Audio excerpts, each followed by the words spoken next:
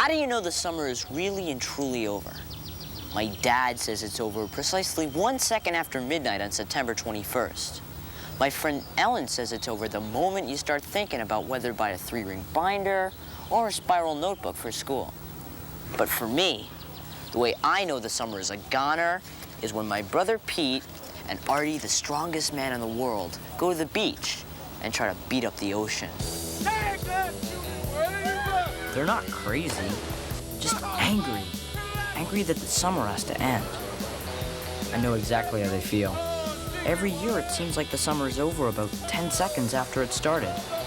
Especially this summer.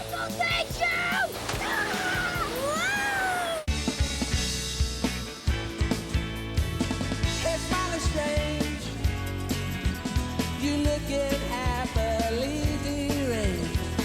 I can't settle in bed. Or have you picked your target yet? It's ended. Does your dog bite? It's ended.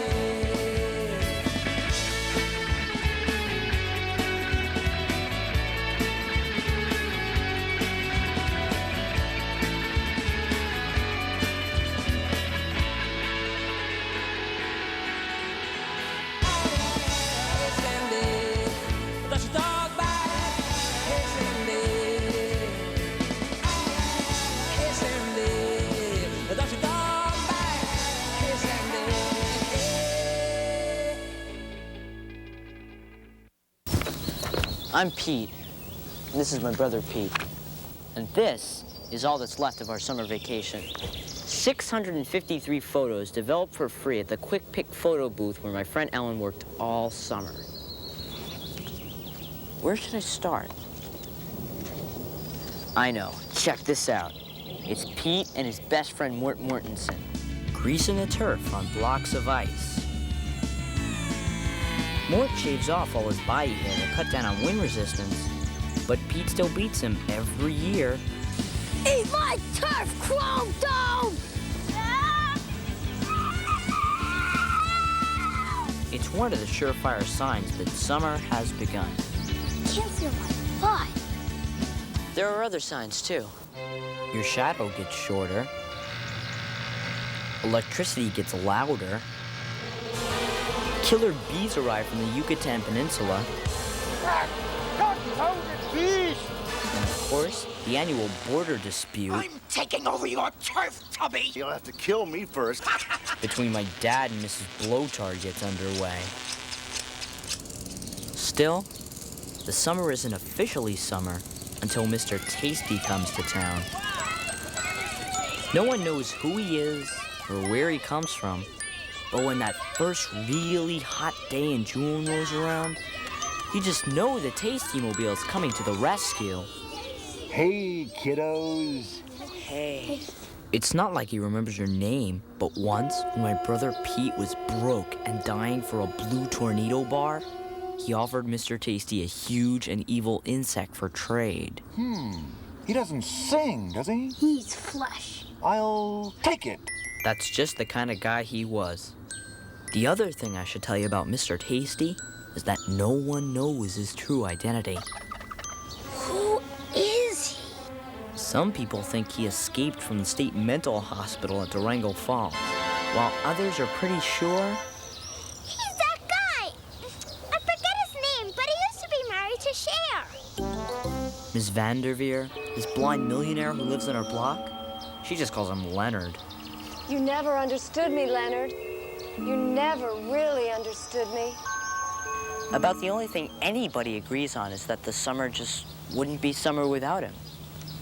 Let me tell you the whole story. It all started here, at the Quick Pick booth where Ellen worked part-time for her Uncle Lou. Thank you, and have a quick pickerific day. What a job. It was hot. You had to wear this pukey polyester.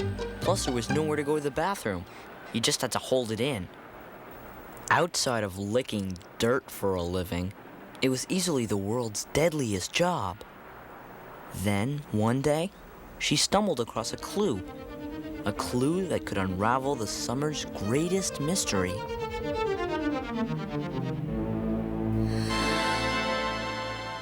Right in this envelope is our one chance to find out Mr. Tasty's true identity. Open it before somebody comes. I can't. Come on.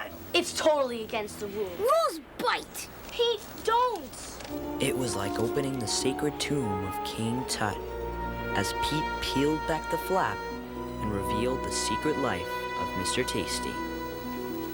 Wow. All in all, they were pretty ordinary photos, except for one thing. He never took off his swirly head. He's got to take it off. Nope. Not here. Hey, the Statue of Liberty. Look at this one. Sure looks lonely, doesn't he? Yeah, it's weird. But how could he not have any friends? Probably foot odor. Maybe he doesn't have any friends. I don't know. Maybe he does. Who? Us. We really didn't know what to do, I call this one the shimmy shimmy shake.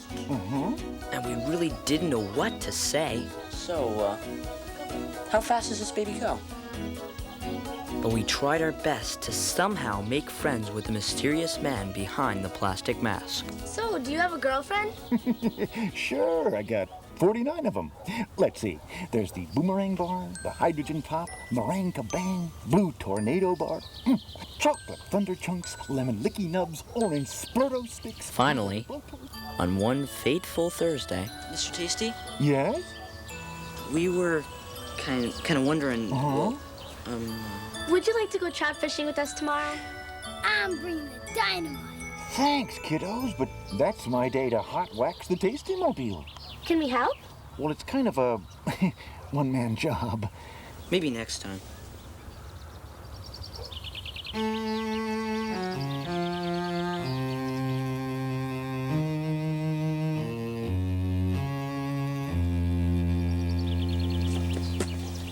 Mr. Tasty, Uh-huh. do you have any friends? Well, sure. All kids are my friends.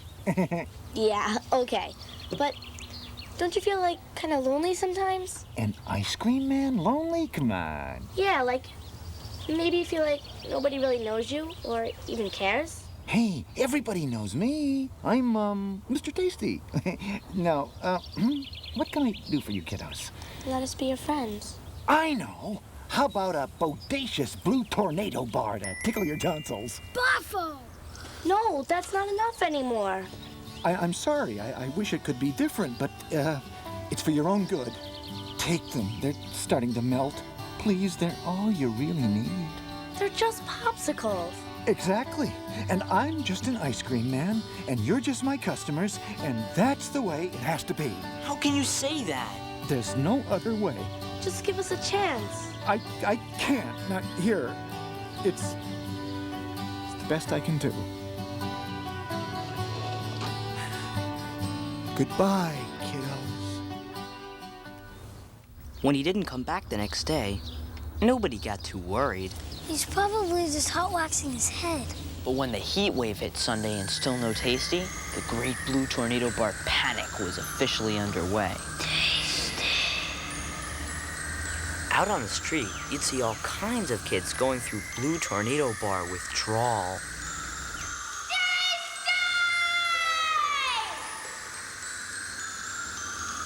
Tasty? I'll have 2 blue tornado bars and a meringue kabang for my sister Lucy. While some of us started hallucinating, other people just lost their mind. I didn't mean it, Leonard. Leonard, you were good to me. The summer had turned to crud.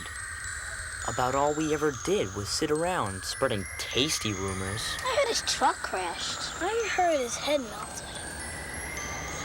I heard he remarried Cher. Other than that, we just stare for hours at the hypnotic, swaying motion of Mrs. Blotard's colossal arm flub. Look at that flub go. It's a flesh avalanche.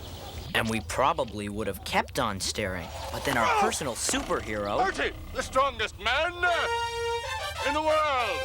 came along and accidentally saved the day. Here's how it happened. In his superhuman struggle to destroy the killer bee's diabolical hive, Artie decided to take on the queen bee herself in a winner-take-all staring contest. She was a wily bee, all right, but Artie was even wilier.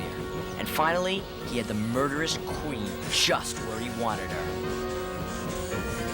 Say your bee prayers, my puny hybrid foe. As he zeroed in for the kill, Ah, blink! Blink, I say, you stinky bee! his powerful Artie vision caught sight of something off on the horizon. Grr! Grr! It can't be!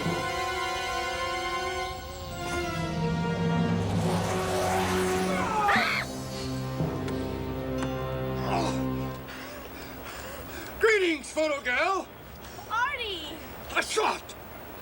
A flash of white near the curve of the earth. Then it was gone. So what, Artie? The tasty mobile!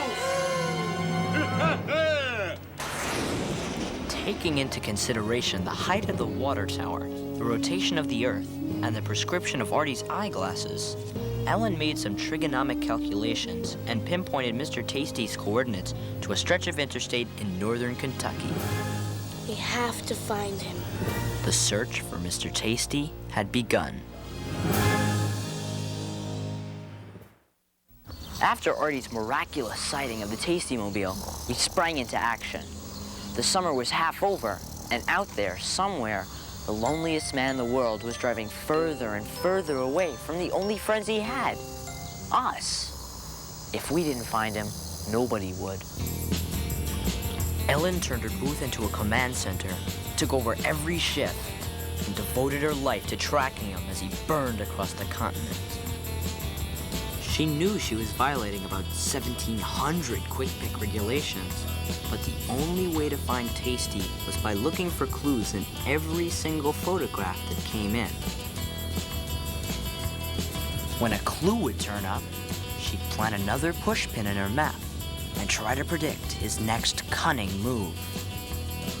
Tacoma, of course. Then she'd contact the local police and have them put up all kinds of flyers and stuff she made herself. My job was to handle the phones in case anyone called, while Pete did his part by keeping a lookout at the Splankton Municipal Pool. Everything was going smoothly until that fateful day when lifeguard Den Cleary tried to take Pete on. Mister! I want you off of that board in 10 seconds. Suck chatter, musclehead!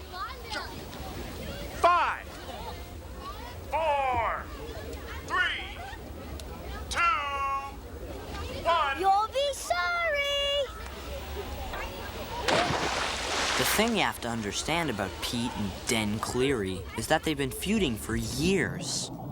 Last year, after Den Cleary caught Pete eating in the pool, he banned him from the water for the whole summer. This summer, Pete was taking no prisoners. His plan seemed innocent enough at first. The day Den Cleary made Pete jump, he jumped 43 more times. The next day, 79 times. Then 104 times. Pete knew it might take a while, but all that jumping day after day, well, it began to get to Den Cleary. He tried to outmaneuver Pete by calling countless adult swims. Only, kids out. Get down. Adults only. But when the constantly plunging Pete got up to 269 jumps one day, Den Cleary finally snapped. Oh, talk to him, please. He'll listen to you. I can't take it anymore. Please just make him stop. See what I can do.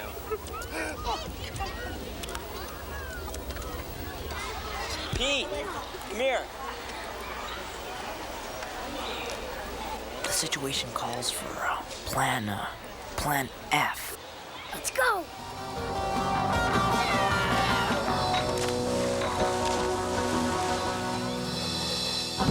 With Den Cleary out of the picture, Pete was free to continue his lookout vigil.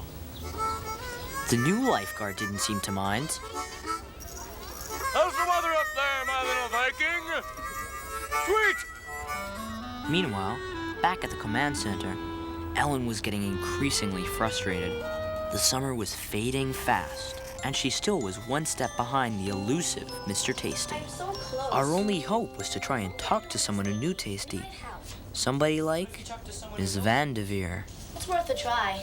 Leonard said my eyes were bluer than the bluest blue tornado bar. He did. He said that. When that plan didn't work, I took my search to Cloghaven Beach. It isn't the best beach in the world, but Dad keeps coming back every year, hoping he'll find buried treasure with his trusty metal detector. Why Cloghaven? Because his dad has told us about 1,000,000 times. This is where I found your mom. There I was, 22 years old, fresh out of the army, broke, out of my mind, looking for treasure. And then all of a sudden, the detector starts beeping like a banshee. You know, and I'm thinking Spanish doubloons, right? And then suddenly I'm shocked to see your mother's beautiful face blinking beneath me. And I'm thinking, what the Sam Hill? Oh, when your mother says, go ahead, honey, say it. It's me. I have a metal plate in my head. Can you believe that? A metal plate from some accident she had when she was a kid. We get to talking, and next thing you know, honey, next thing you know? Wedding bells are ringing. Will you turn that thing off now? Sure. Sorry. Did I ever tell you guys that story before? Huh? Before we launched into the story of their wild honeymoon at the Hoover Dam, I veered toward the boardwalk, hoping I'd find an ice cream man with some answers about Mr. Tasty. What can I get you, son? How about a sludge-sickle? You seem like a bona fide sludge-sickle man. You don't have any blue tornado bars, do you? Nope. No, I don't. You'll have to talk to Mr. Tasty if it's a blue tornado you're after. Do you know where I can find him? Nope. Heard he got run out of town by a bunch of nosy kids. I heard they just wanted to be his friends. So that's what happened. What do you mean? Tasty knows the rules. Why do you think he wears that plastic head all the time? To keep kids like you from asking too many personal questions. Why? What are you guys so afraid of? Look, aren't we here on the first hot day of every summer? Aren't we? Don't we carry 49 different flavorific flavors, including pineapple flirt? What else do you want from us?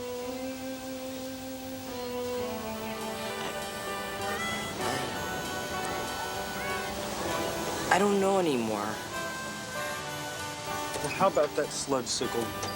Like I said, you look like a bona fide sludge sickle man. I had come hoping for a miracle. Instead, all I got was a cruddy sludge-sickle and a sinking feeling that Mr. Tasty was gone for good.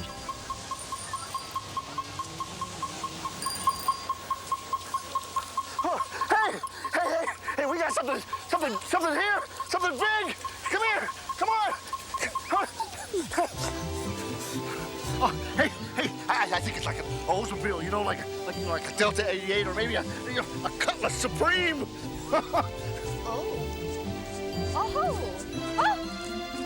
We all pitched in, and within the hour, we were the proud owners of a 1978 Cutlass Supreme. Let's go.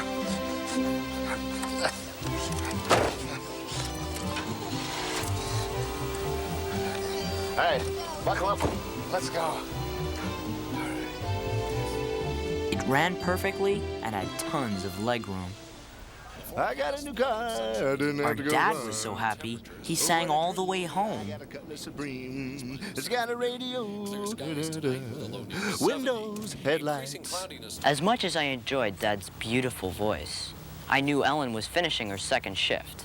So I had Dad drop me off at the mall. So, how'd it go at the beach?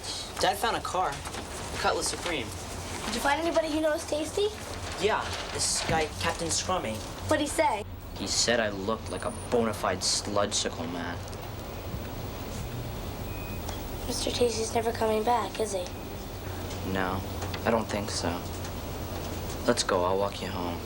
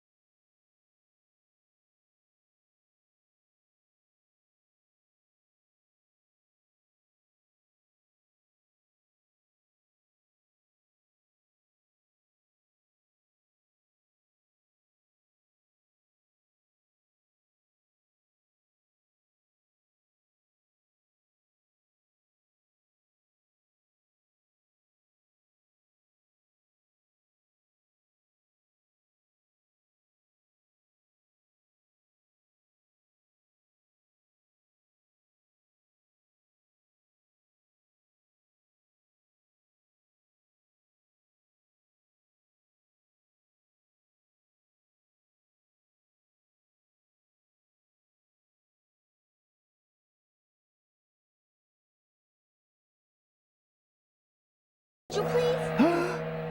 Mr. Tasty! Hey, kiddos! Mr. Tasty, you're back. Where were you? Where? I think you know where I was. Ellen, right? I saw this on a telephone pole outside Biloxi.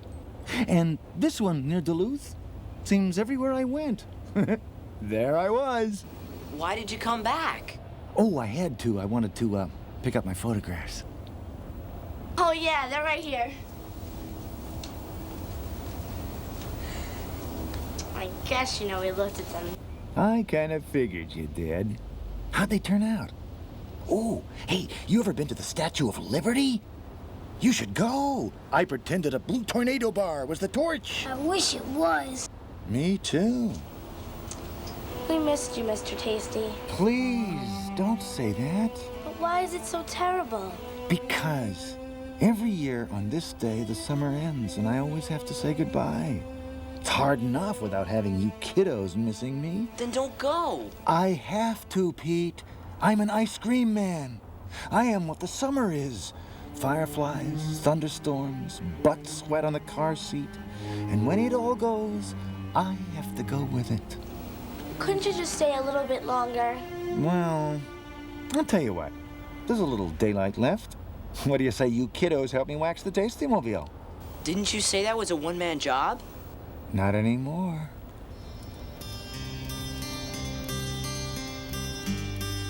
I guess we thought if we just kept waxing and waxing, maybe Mr. Tasty would never leave. But when the sun finally set, it was time for him to go. Okay, kiddos, come on. I got a long drive ahead of me. Now, don't worry. I'll be back. First hot day, like always.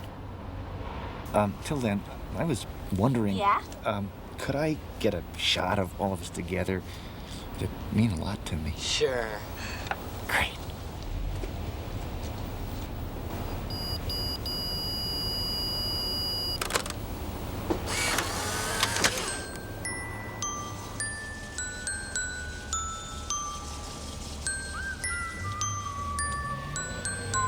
No one knows who he is or where he comes from, and probably no one ever will.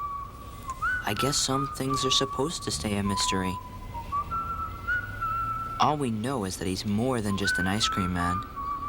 We're more than just his customers. When it comes to people missing you, it's really not that terrible at all.